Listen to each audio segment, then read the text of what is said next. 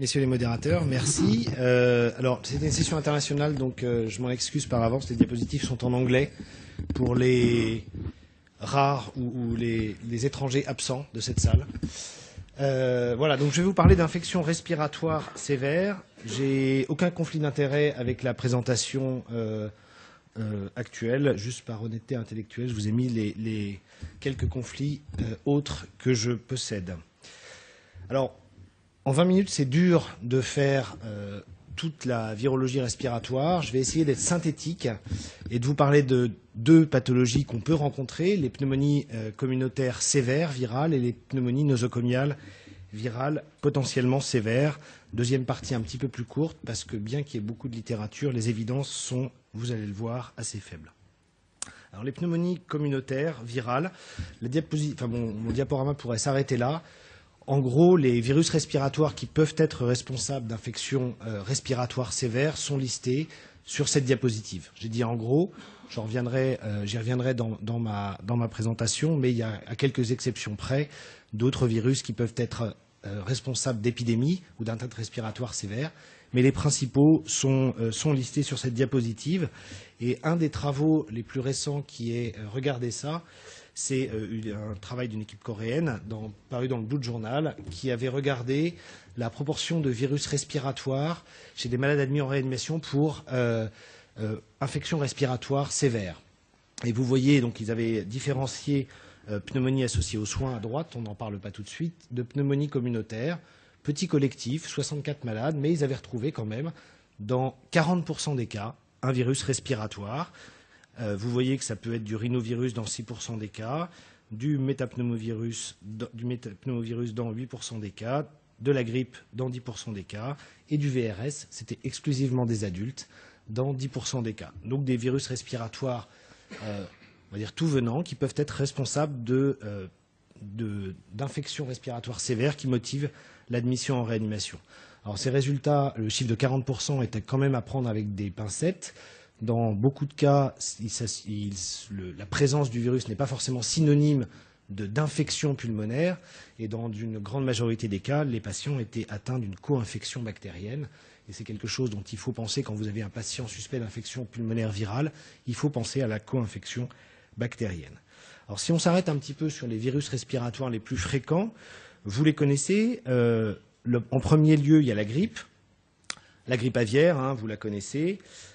Finalement, il y a eu sur le plan mondial, il n'y a pas eu beaucoup de cas, mais vous savez, ça c'est des données issues de l'OMS, que c'est une pathologie respiratoire extrêmement sévère, hein, la grippe aviaire, puisque on peut avoir dans le monde, donc ça je l'ai fait hier, il y a 648 cas qui ont été rapportés avec un taux de létalité extrêmement important, puisque vous voyez que plus de 50% des malades qui sont atteints de grippe aviaire sont décédés.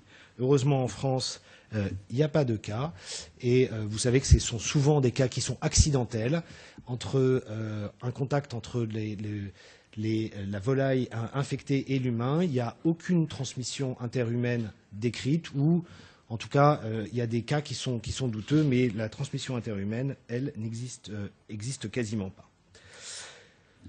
Plus proche de nous et un petit peu plus d'actualité, la pandémie H1N1. Vous connaissez cette pandémie, vous l'avez tous vécue dans vos unités de réanimation. Vous savez que ça a été une pandémie finalement d'un point de vue épidémiologique. Quand on parle à des épidémiologistes, ils disent que c'était une pandémie qui n'était pas grave.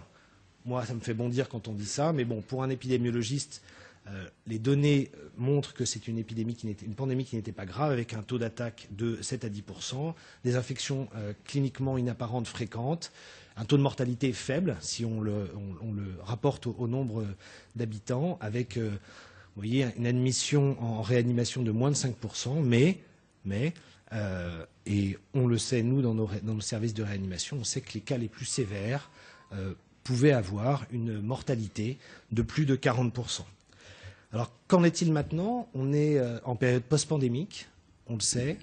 Le virus circule toujours, hein, et je pense que, je ne sais pas si certains d'entre vous ont des grippes H1N1 cette année. Nous, on en a dans notre service qui sont sous ECMO, et on sait que le virus va circuler dans les années à venir, probablement de façon décroissante, mais on aura toujours des cas d'infections pulmonaires à grippe A, H1N1 dans les années à venir. Probablement que ça va s'éteindre progressivement. Ça peut être responsable de cas sporadiques ou d'épidémies locales. Et vous savez qu'en Amérique du Nord, en ce moment, il y a des cas très sévères de grippe. Et pour avoir discuté avec des réanimateurs nord-américains récemment, ils sont confrontés à un afflux de malades qui font des infections à grippe H1N1 respiratoire assez important du fait de la vague de froid aux États-Unis. Ce qu'il y a, et on le sait, c'est qu'il y a d'autres sous-types de virus de la grippe qui circulent et qui peuvent être responsables de pneumonies sévères. On sait que, par exemple, en 2013 en France, il y a à peu près 20 à 30% des sérotypes qui ont été isolés qui étaient du H3N2. Nous, on a eu des cas dans notre service de pneumonies sévères à H3N2 documentés qui ont nécessité la mise en place d'une ECMO. Et puis, vous le savez, il y a d'autres sérotypes qui ressortent. Vous avez tous vu les cas en Chine de H7N9. Et probablement, dans les années à venir, on aura des sérotypes de grippe différents qui seront responsables de grippe sévère. Donc, la grippe, ça reste quand même quelque chose auquel il faut penser. Quand on a une pneumonie sévère, j'y reviendrai, chez nos patients de réanimation. Vous le savez, la présentation clinique de ces grippes et de ces maladies virales respiratoires est assez atypique. C'est une incubation de 5 à 7 jours. Il y a des cas de jusqu'à 17 jours qui ont été rapportés. C'est un syndrome grippal, souvent associé à des symptômes gastro-intestinaux, une pneumonie ou un ARDS extrêmement sévère qui peut nécessiter soit de l'HFO, soit des techniques d'extraction extracorporelle de CO2 et d'oxygénation extracorporelle. Il n'y a pas de symptômes spécifiques. Il faut y penser durant l'hiver. Vous savez que là, en ce moment, l'H1N1 est en train de sortir. On a des cas qui commencent à arriver. Il faut y penser dans les mois à venir, surtout s'il commence à faire froid, lors d'épidémies locales ou lors de pandémies. Mais là, on est en période post-pandémique, donc ça n'a plus lieu d'être. Comment savoir si c'est viral ou bactérien? Si vous ouvrez un textbook, on vous dit que, en gros, ce qui suggère une origine virale, c'est l'épidémie locale, que l'histoire de la maladie est rapide, que c'est associé à des signes de la sphère oropharyngée, des myalgies. Typiquement, les globules blancs sont inférieurs à 10 000, la CRP est basse. Pour ceux qui font de la PCT, c'est bas. Et souvent, il y a des infiltrats interstitiels sur la radio de thorax, à l'inverse des causes bactériennes, où on connaît les tableaux beaucoup plus criants de pneumonie franche lobaire aiguë à pneumocoque. Le problème de cette classification, c'est qu'elle n'est pas absolue et qu'il y a beaucoup d'infections virales qui se surinfectent ou qui se co-infectent avec des bactéries, ce qui fait que souvent on a des malades qui ont un tableau clinique bactérien aigu qui s'associe en fait à une infection virale. Et c'est important pour nous, cliniciens, de pouvoir détecter à la fois l'infection virale, j'ai pas soif, merci, à la fois l'infection virale et l'infection bactérienne pour pouvoir la traiter. Alors, la présentation radiologique, elle peut être typique ou atypique. Le plus souvent, elle est atypique. On peut avoir des opacités comme ça, un petit peu interstitielles. Il y a probablement quelques foyers de condensation alvéolaire. On peut avoir des pneumonies bactériennes qui ressemblent à ça. Et puis, alors ça, c'est une radio de grippe. Typiquement, la grippe, vous savez, ça donne des condensations bilatérales extrêmement importantes, sans alvéoles, avec des alvéoles totalement remplis d'eau. Ici, le cas de ce patient qui avait nécessité la mise en place d'une ECMO. Si on reprend un petit peu les séries qui ont été publiées de SRAS, de H5N1 ou de H1N1, les données radiologiques les plus fréquentes retrouvées, c'était des opacités interstitielles, mais ça pouvait être patchy et le plus souvent bilatérales. Donc pas de spécificité clinique, il faut y penser. Qu'en est-il du traitement? Alors vous le savez, il y a quelques antiviraux qui peuvent être efficaces. Sur la grippe, c'est Oselta, Zana et Peramivir. Le RSV, le VRS, on peut donner de la ribavirine en aérosol ou IV. L'adénovirus, qui est une cause, il y a quelques cas qui commencent à sortir dans la littérature de pneumonie à adénovirus, y compris ces sujets immunocompétents. On peut donner du cidofovir, en sachant que, 1, c'est pas fait pour ça, et 2, vous connaissez la toxicité rénale. Pour rhinovirus, entérovirus, il n'y a pas de molécule disponible. Le pléconaril, qui aurait pu être efficace, n'est pas commercialisé. Pour le métapneumovirus, il y a quelques données sur la ribavirine IV. Et puis, je vous parlerai juste après de la rougeole. On peut donner éventuellement en cas de rougeole grave la ribavirine, en sachant qu'il n'y a aucune preuve dans la littérature de l'efficacité sur la rougeole. Un mot sur la co-infection bactérienne. Comme je vous l'ai dit, elle est très fréquente. À mon sens, chez nos malades qui ont des infections respiratoires sévères, elle doit être systématiquement traitée. On sait que durant la pandémie H1N1, il y a 20 à 25% des patients en réanimation qui étaient infectés et 26 à 38% de ces patients qui décédaient. 20 à 25% des patients en réanimation étaient co-infectés et environ 40% des patients qui décédaient avaient une co-infection bactérienne. Et à mon sens, chez les patients chez qui on suspecte une infection virale sévère ou si même elle est documentée, il faut donner des antibiotiques en attendant le résultat des cultures, après avoir effectué un prélèvement respiratoire. Il y a une étude que vous connaissez probablement qui avait été faite par le réseau REVA sur l'intérêt de la PCT pour diagnostiquer les infections, c'était la pandémie H1N1, les infections virales isolées des co-infections bactériennes. Personnellement, pour ceux qui me connaissent, vous savez que je suis un peu un believer de la procalcitonine, mais que là, à mon sens, les malades sont tellement graves que, pardonnez-moi l'expression, je m'assiérai dessus, et quel que soit le taux de procalcitonine, un malade grave qui vient avec une grippe, par exemple H1N1 diagnostiquée en ville, dans un service d'hospitalisation ou dans notre réanimation, je le traite systématiquement par antibiotiques, et je pense que c'est ce que vous faites aussi, quels que soient les résultats de la PCT, en attendant le résultat des cultures bactériennes. Un mot sur les corticoïdes, juste pour dire que ça ne sert à rien. Dans la pandémie H1N1, ça semble être associé avec une évolution défavorable. On sait que dans la grippe saisonnière, c'est associé à un allongement du portage viral et que chez l'enfant et le jeune adulte, c'est complètement inefficace sur l'infection, enfin ça n'a aucun intérêt sur l'infection AVRS. À côté de ça, vous le savez, il y a quelques épidémies. Alors ça défraye la chronique, je vous en parle parce que vous en avez entendu parler comme moi. Il y a le hantavirus pulmonari, le syndrome pulmonaire hantavirus, pardon. Vous savez que c'est des contacts avec des rongeurs, qu'il n'y a pas de transmission interhumaine, incubation de 1 à 6 semaines avec une phase précoce, des maux de tête, un syndrome grippal, et une phase tardive qui survient 4 à 10 jours après, avec des symptômes respiratoires et un œdème pulmonaire avec une mortalité qui peut aller jusqu'à 40%. C'est endémique aux États-Unis, où il y a des cas qui sont rapportés tous les ans. Et puis, vous savez que récemment, il y a eu une épidémie dans un parc californien avec des touristes français. C'est pour ça que ça avait fait la une des journaux français.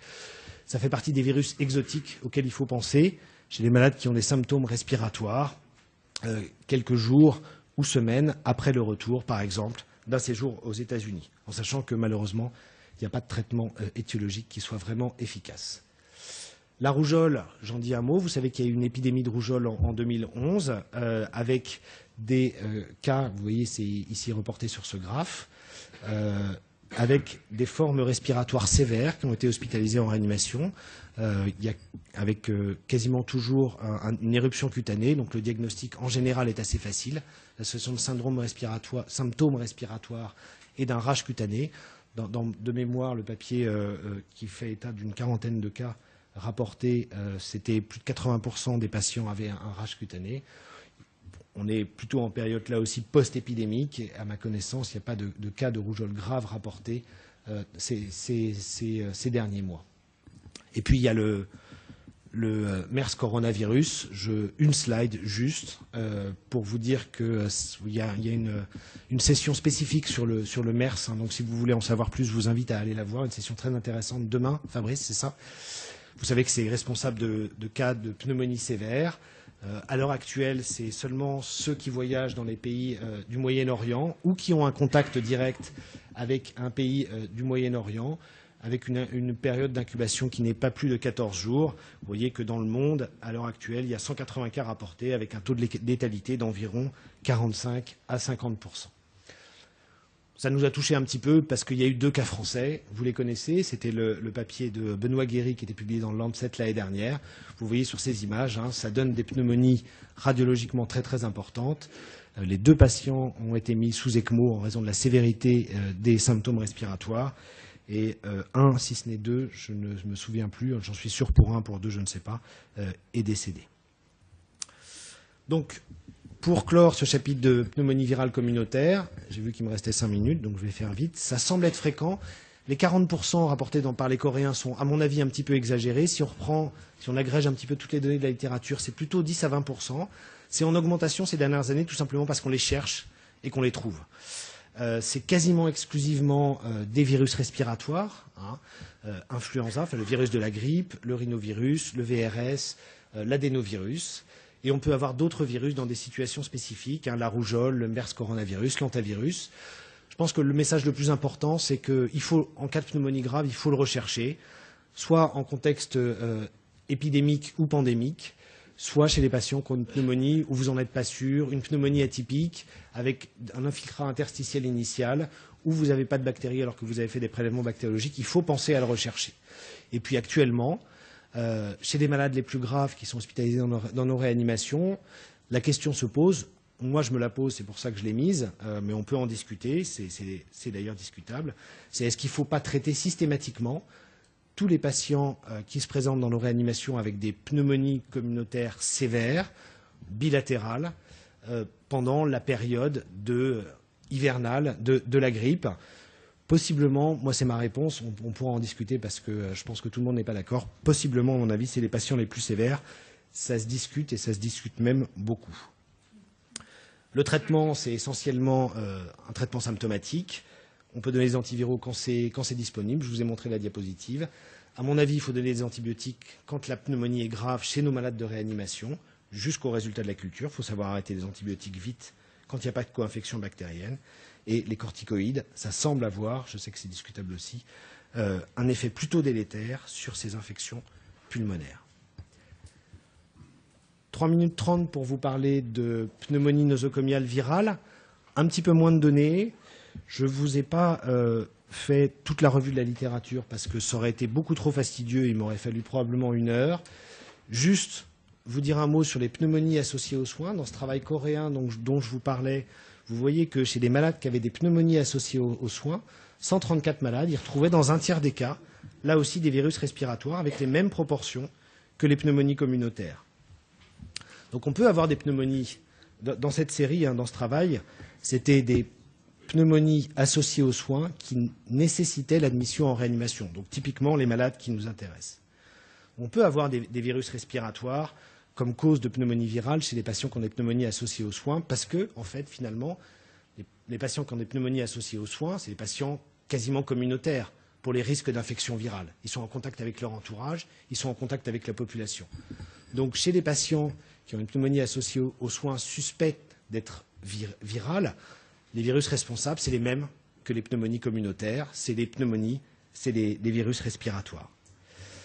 Il y a une autre étude qui a regardé ça, c'est Jérôme Le Goff, c'est une étude qui avait été présentée à la SRLF en 2012, qui n'est toujours pas publiée, qui avait regardé dans un collectif de pneumonie communautaire et de pneumonie acquise sous ventilation mécanique la présence de virus type d'herpès viridé, HSV, CMV, et de virus respiratoires. On va pas regarder la case pneumonie communautaire, on va regarder la case VAP. Vous voyez qu'en fait, dans 12% des cas, dans ce travail, ils retrouvaient que les patients avaient un virus respiratoire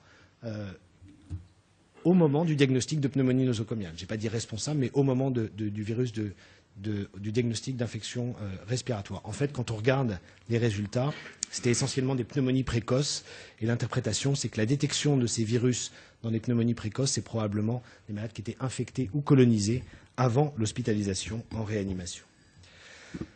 En fait, les agents viraux responsables des pneumonies communautaires, des pneumonies nosocomiales, ce sont des virus latents, c'est les herpès viridés. Pourquoi? Parce que, vous le savez, ici c'est le diagramme du temps et de la réponse inflammatoire en fonction du temps, après une infection bactérienne, par exemple. Vous savez qu'il y a un état d'hyperactivation immune et ensuite une dépression, une immunosuppression, une immunoparalysie, appelez-la comme vous voulez, qui fait le lit, en fait, de ces infections. Il y a 2 types d'infections qui sont décrites dans la littérature. C'est l'infection à herpès. Pour vous faire court, l'infection à herpès, on sait que c'est fréquent, que la réactivation à herpès dans la bouche, elle est fréquente. C'est 20 à 50% de nos patients de réanimation, symptomatiques ou pas, et ça survient après 3 à 5 jours de ventilation mécanique. On sait que ça peut coloniser les voies aériennes, souvent par voie descendante. En fonction des études, c'est 20 à 64% de nos patients qui sont colonisés à HSV dans les voies respiratoires basses, en médiane après 7 jours de ventilation mécanique, et c'est associé une évolution défavorable chez les malades qui ont les charges virales les plus élevées, supérieures à 6 log. Et chez certains patients, on avait bien décrit ça, il peut se développer une vraie bronchopneumonie herpétique, cytologiquement documentée. Dans notre série, c'était 20% des patients qui étaient ventilés plus de 5 jours. Ils avaient des signes cliniques d'infection, un diagnostic cytologique, la présence d'HSV. Et dans notre série, ça survenait après 14 jours de ventilation mécanique et c'était associé aussi à une évolution défavorable. Le CMV, je ne vais pas vous parler de la réactivation sanguine, je vous parlerai juste de la maladie pulmonaire à CMV. 5 à 30% des cas dans les 5 papiers qui sont parus sur le sujet, diagnostiqués souvent par histologie ou cytologie. C'est un petit peu plus tardif que la pneumonie à herpès. Ça survient après 21 jours de ventilation mécanique. Et c'est là aussi, c'est associé avec une évolution défavorable. Alors la question, c'est qui traiter ? Je vais aller assez vite. Là, c'est un point de vue personnel. À mon avis, l'infection à HSV, mais on en reparlera dans la discussion, c'est les patients qui ont une vraie bronchopneumonie herpétique, parce qu'ils ont une atteinte histologique de leurs poumons, et chez les patients qui ont des charges virales élevées, supérieures à 6 log par ml dans leur voie respiratoire, parce qu'on sait que c'est associé à l'évolution défavorable. Chez ceux qui ont des lésions herpétiques ou une réactivation herpétique simple dans la gorge ou dans le tractus respiratoire, c'est pas prouvé. Donc j'ai mis des points d'interrogation et je les ai grisés. Le CMV, c'est les patients qui ont une pneumonie histologique prouvée. Ceux qui réactivent juste CMV dans le sang ou dans le LBA, aucune donnée dans la littérature. Donc, en conclusion, les patients qui ont une pneumonie nosocomiale virale, on peut avoir des virus respiratoires chez les patients qui ont une pneumonie associée aux soins, mais en fait, c'est comme des patients communautaires. Et les virus latents, les herpès viridés, sont responsables le plus souvent de pneumonie tardive après 5 jours de ventilation mécanique. Ce n'est pas facile à diagnostiquer. Et savoir si ou pas un traitement antiviral pourrait améliorer le pronostic, ça reste à être déterminé. Juste pour vous dire que probablement on aura la réponse dans les années à venir. On va commencer, et c'est Laurent Papazian qui coordonne tout ça, une étude qui s'appelle PTH, pour Preemptive Therapeutic in Herpes Viridé, où on va randomiser les malades en fonction de leur réactivation CMV ou HSV. En gros, c'est screening de tous les malades admis en réanimation.